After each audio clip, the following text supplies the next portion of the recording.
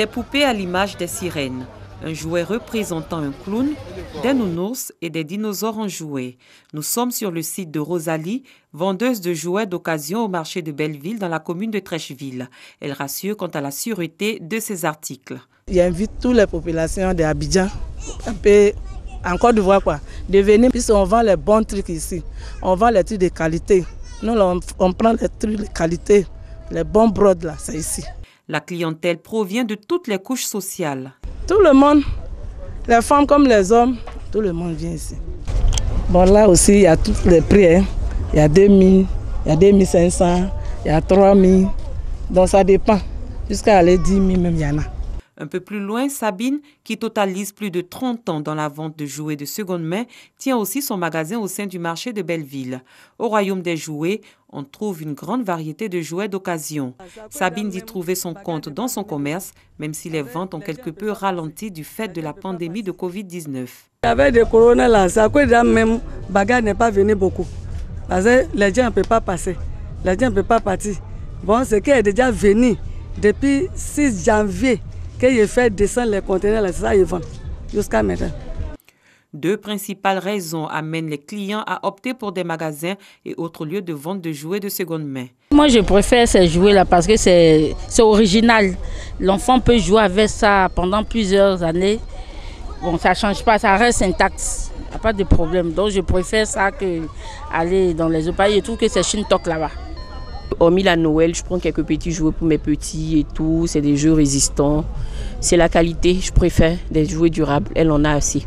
Avec elle, on peut discuter le prix par rapport aux autres coins. Là-bas, tu vas, tu prends.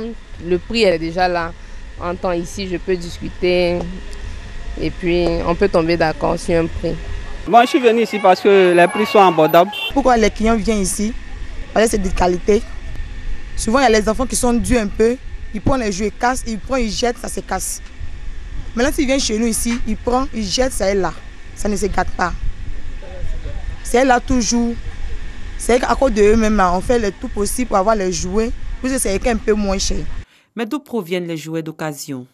Ces jouets, ça vient d'Europe, Londres, Amérique, en friperie. Et puis propre, premier choix. On trouve ça à Djambé. Pour écouter, ça casse là-bas, ils sont des grossistes. Là-bas, quand ils cassent, nous on enlève ce qu'on veut dedans. On prend les premiers choix, puis on vient installer. Kouté, dans la commune de Yopougon, fait partie des plus célèbres espaces commerciaux du district d'Abidjan. C'est ici que les commerçants de jouets d'occasion s'approvisionnent. Ami Konaté, appelé dans le milieu Ami Nounours, évolue dans la vente de jouets de seconde main en gros et en détail. Ceux qui viennent avec un conteneur, ça vient dedans. Par exemple, il y a une seule conteneur, on peut avoir 20 marchandises, mais chacun a pour lui. Pour moi, si ça vient Nounours à les jouer, il y a mon aide dessus. Si ça vient, il met à côté. Le jour que je suis proche, il m'a prendre. S'il y a valise, ceux qui vendent valise, ils prennent ça.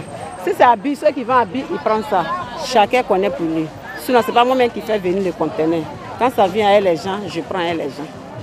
On prend en gros, on vend, on gagne un peu dedans.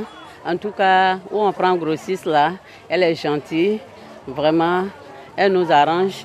Quand on vend aussi là, c'est pour nourrir nos enfants, on fait ça pour payer nos écoles, nos loyers, c'est pourquoi on est là. Mais ce ne sont pas toutes les vendeuses de jouets de seconde main qui portent leur choix sur le marché de Kouté. À Kouté là-bas, il n'y a pas de bagages là-bas. On ne peut pas la Kouté. Parce que les bagages ne nous arrangent pas. Parce que souvent, dans les sacs là, on va casser. Souvent on touche un pied de poupée. Souvent on touche tête seulement. C'est quand ça ne nous arrange pas. Souvent on peut commander par France. On peut prendre, si on voit que c'est de qualité, on prend dans les mains. Si ce n'est pas de qualité, on laisse dans les mains. Pour continuer à être en mesure de vendre leurs articles, les vendeuses de jouets de seconde main appellent à un assouplissement des taxes douanières. Avant, les balles étaient moins chères. Maintenant, c'est cher. Quand ils parlent, on dit ah, le douanement est cher.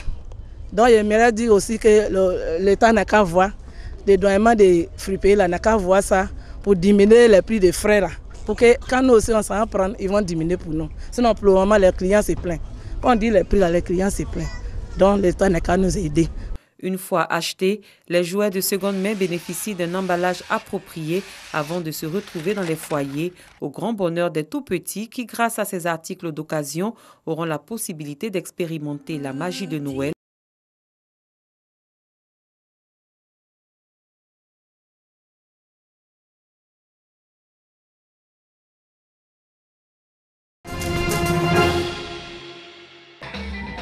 Cela est bien connu. La Noël est la fête par excellence des tout-petits. Occasion pour certains établissements primaires d'organiser des arbres de Noël en faveur de leurs élèves.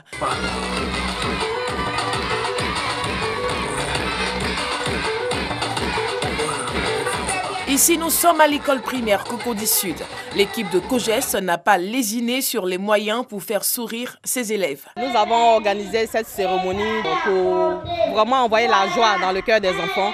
Parce qu'avec tout ce qui s'est passé, comme la maladie, vraiment, ça a un peu attristé les cœurs. Cette action menée par le COGES a permis aux enfants et à leurs parents d'exprimer leur gratitude à l'endroit des enseignants du dit établissement. C'est vraiment une grande joie pour nous parce que vu tout ce qui s'est passé dans le monde entier concernant la Covid-19, et cette école a décidé d'organiser une fête de Noël aujourd'hui, on ne peut que se réjouir. C'est dans ce sens-là que je suis venu pour soutenir les enfants, soutenir tout le corps enseignant, pour leur dire merci en fait. La fête est belle. Merci. Pour les maîtresses. Je remercie beaucoup mes parents et les maîtresses ravissantes et très gentilles. Plusieurs activités ont tenu en haleine les participants, à savoir des poésies, des concours de beauté filles et garçons et de danse. Cette ambiance a pris fin avec le partage de nombreux cadeaux aux enfants. Commune de Cocody, à Angré-Mahou, plus d'une dizaine de personnes attendent devant un stand du programme d'Emma. Ils viennent récupérer gratuitement leur ticket repas et leur bon de santé électronique. Mais avant, il faut remplir certaines conditions. Lorsque nous venons ici sur le terrain, les dames qui ont reçu à se faire inscrire soit dans les paroisses, soit dans les associations du quartier, et la liste monte à l'association demain, et l'association demain se transmet de leur faire des bons électroniques sur leur téléphone. Et lorsqu'elles viennent ici, moi je suis chargée de valider les bons. Le projet Demain soulage par ses dons des milliers de familles démunies en cette période de crise sanitaire due à la pandémie de la Covid-19. S'inscrit sur une liste des ONG et chaque fois on reçoit les messages de bons, d'alimentation, de santé. Je me rends d'habitude ici pour venir prendre de quoi manger compte tenu de la situation du coronavirus. Fanta Bernat, l'initiatrice de ce projet caritatif, supervise et veille à la remise des vivres et des médicaments aux bénéficiaires. La collaboration est régulièrement entretenue avec les pharmacies partenaires. Ils nous ont donné une plateforme. Donc sur la plateforme, on rentre le code que le bénéficiaire a reçu sur son téléphone et on vérifie que le montant sur la plateforme et le montant qu'il a sur son téléphone est pareil. On valide et on lui délivre le médicament qu'il veut. Le projet Demain a distribué jusqu'à ce jour plus de 4000 bons pour plus de 3 millions de francs CFA.